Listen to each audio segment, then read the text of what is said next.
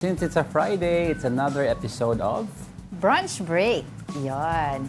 The LGBTQIA+ community celebrates Pride Month this June. And it has been a yearly tradition for the community to become together and celebrate love at the Pride Festival in Quezon City.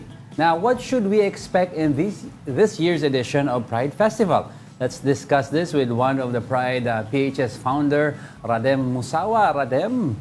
Hello. Good morning. Finally. Morning. Thank you for having me on your studio, finally. Okay, let's start this off, Rhadem. First of all, tell us again why June is Pride Month and why is it important for us to, celebrate this?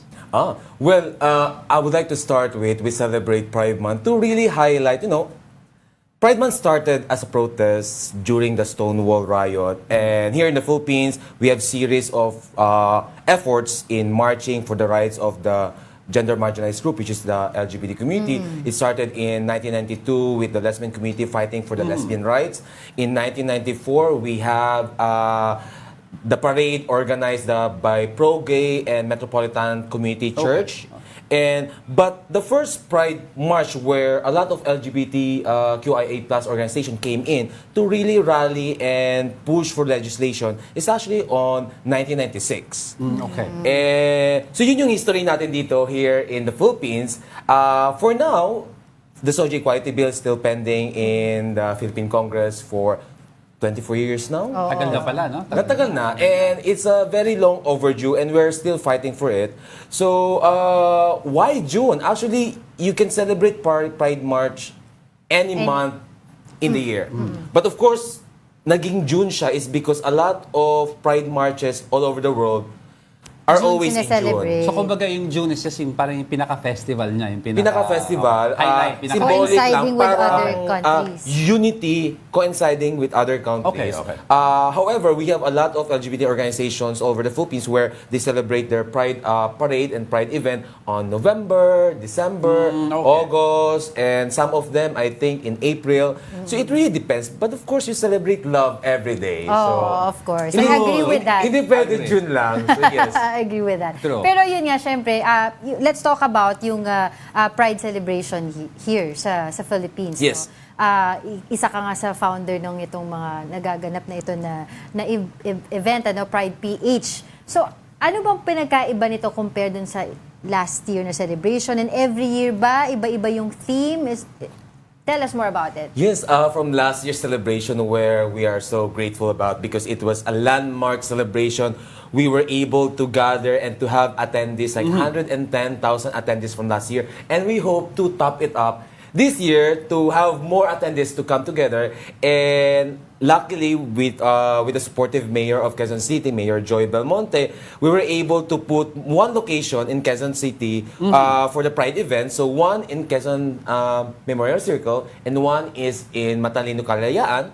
In Matalino, Kalayaan, we will be having there the food and art market as well as other programming there. It's the whole street, parang festival It's the siya. whole street. Okay. Then, coincidentally, in Quezon City Memorial Circle, the Pride Expo will be there.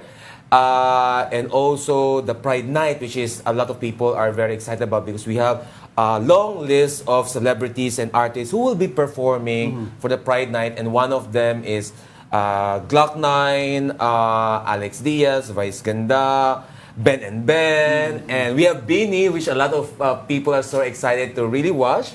Big fan sila doon. Oo, of Feeling ko course. tanda-tanda ko na, but their songs are really amazing. Oo. Pero speaking of personalities, nabanggit mo na yung mga iba't ibang personalities that will, celebrate with you guys in this event.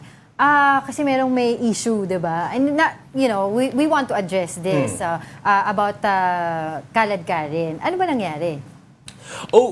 In regards with this issue, we are now coordinating directly with KaladKaren and her team.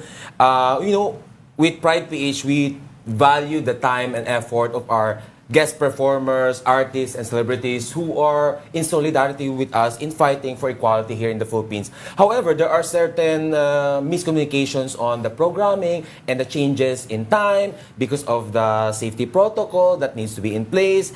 And unfortunately, that led to some of the artists and celebrities who were scheduled on certain time slot to be moved to a different time slot. But of course, because of their busy schedule, Hindi tumugma. they want to be in the event. Hindi talaga kaya. And their schedule, the new changes in the schedule, in a way, unfortunately, sort of like prevented them to sort of to be part of it. But we were already communicating with them, and hopefully, we'll Maayos. be able to Maayon out resolve ito. this issue, and KaladKaren will still be with us on the day itself.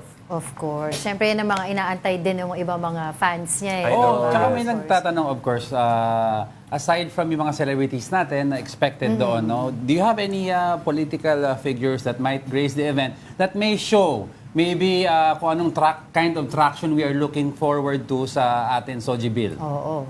Yes, definitely. One thing I could mention lang na very sure ako na wala pa, hindi part of the NDA. But of course, our equality champ, Ayusin. of course, our equality champ, Congresswoman Bataan Representative Of course. Geraldine Reman, Geraldine she will be Reman. there. And of course, in the Senate, Senator Rizal Rizal Rivera. Rivera. These two icons has been our strongest ally and, you know, the one really moving in the Philippine Congress for the Social Equality Bill. For now, as far as I know, the Social Equality Bill or Anti-Discrimination Bill in the House of Representatives already passed the third reading. But of course, the Senate, dun yung challenging natin na hindi gumagalaw. So hopefully, with this Pride event, would pave way for our politicians, public servants, To take a look again. to take a look again and see like Okay. we are here, we are queer, and we need protection for, you know, to address these issues that a lot of LGBT community are facing. Here in Metro Manila, if I'm just going to compare, a lot of people here are living in a certain, there's certain privileges with the community here. That's why we were able to do a lot of big events for the LGBT community. Yeah. However, there are a lot of our brothers and sisters, especially in Mindanao and Visayas, especially in Bangsamoro region, who are not protected. However, I mentioned it a while ago na Pride is a protest, and it's still a protest, but we also use, well, hindi siya bad, but we use the Pride event also to celebrate our small achievements. Of course. Like, for example, there are already like 82 anti-discrimination ordinances on both provincial, municipal, city, and barangay level that are being enforced now in the in the Philippines, which protect 37.21% of Filipinos nationwide. But of course, we need more. Yeah. Then, just last year, we were able to achieve the first anti-discrimination ordinance that has LGBT protection clause in it. Yeah.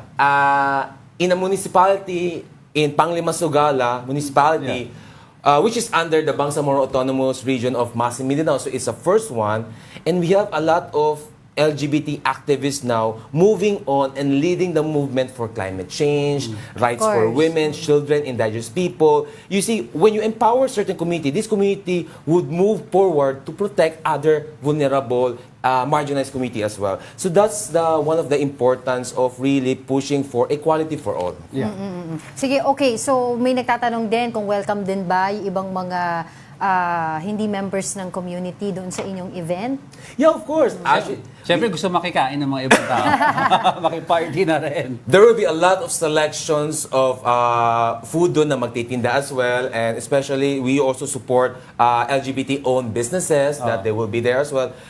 We have a lot of set of allied organizations, personalities, agencies who will be with us and joining So Rhadem, us yung sa and fight for human yung rights. sa Matalino, yung doon yung mga kainan, yung mga food. And also merchandise, merchants. But do we and- have this merchandise and food places also sa Circle?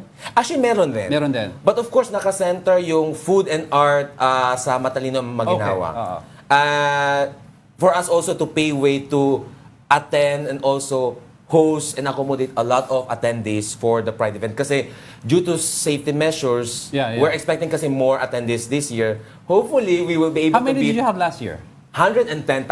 So anong And goal then, natin ngayon ngayon? ang goal, Oh, may, more than that, of course. we want more than that. Of course, the more So the half a merrier. million.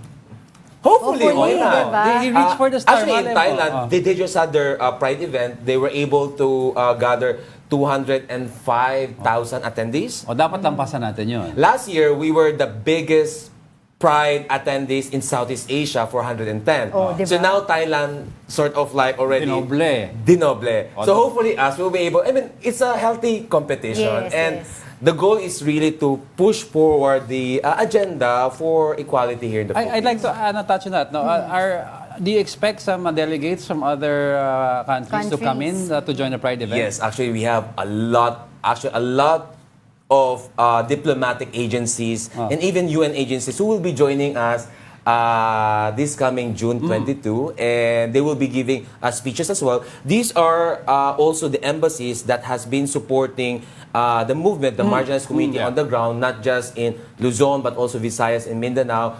For example, with the German embassy, we were able to do human rights caravan all over Mindanao from last year, and which that effort led to a lot of LGBT organizations being created at the same time to push for that ADO in Bangsamoro. Kasi alam mo naman ang ating mga kaibigan sa LGBTQ community, very busy sila sa pagpupromote ng iba't ibang mga social issues, right? Yes. Si Rhadem, napaka-busy. Yes, of course. Siyempre, bago ka pa, di ba, kung ano pang pag-usapan natin dito, maraming nagtatanong pa paano ba sila makapunta dyan, kailan ito, May mga anong tickets oras, how are they going to participate in that event? Alam mo, yung fight natin sa pagmamahal and inclusivity, libre yun parate. And of course, this Pride event is free for everyone. May it be you're a member of the LGBTQI+ community or you're an allied supporter of the movement. You're free to come. The Pride Expo will start at 12 noon. 12 noon. And there will be a lot of programming all throughout at Quezon City Memorial Circle. Also, at the same time, the food and art market as well at Matalino Kalayaan would also start by 12. The Pride Parade would start at 3 p.m. And after that, then we will start the Pride Night program where all the performers and concerts and other activities will Onwards na be yan. merging at QC Memorial Circle. What site can they look into para sa iba pang detalye? For more information, you can visit the Pride PH Facebook page and also Instagram page and also Twitter. We always post there all the needed information for everyone to be able to know for the upcoming event this June 22. And please join us in fight for equality here in the Philippines because no one is free until everyone is free. Madami daw nagtatanong. Teka lang, may dami nagtatanong. Pwede ba daw i-message si Rhadem sa kanyang Instagram account? Ayun. Yes. Medyo makalat ako on Instagram, but yes, my Instagram is open to the public. Yun. Galing name niya, Rhadem Musawah. Yes, it's Rhadem Musawah, so everyone can touch base me on that. And you could also, if you want also to update on what's happening in the movement in Mindanao as well, I always constantly post there on programs, not just for the LGBT community, because most of my programs naman hindi lang focus on the LGBT, but also on indigenous community. Before we go, kasi Rhadem is also a director of documentaries that have won numerous awards time and again. We viewed some of your documentaries before, di ba? Yes. Oo, yun. So si Direct Rhadem I'm also a documentary filmmaker, and now I'm also in the process of making my next documentary, which is focused on environment. Environment plan last year about the sea. This time it involves the trees. Of course. So abangan natin yan. Napaka-busy. I know. But Kaya walang love life. Joke lang. But thank you so much for gracing us here on our show, and thank you din sa pagpupromote mo lagi ng Love Knows No Boundaries and Love Knows No Gender. Thank you so much and congratulations. Yeah, thank you so much for having me here, and hopefully everyone can come and join us at the Love Laban to Everyone Pride Festival on June 22. Thank you so much and happy Pride. Yeah. Happy Pride! Ito po ang ating Pride PH co-founder, Rhadem Musawah. Thank you so much for joining us today.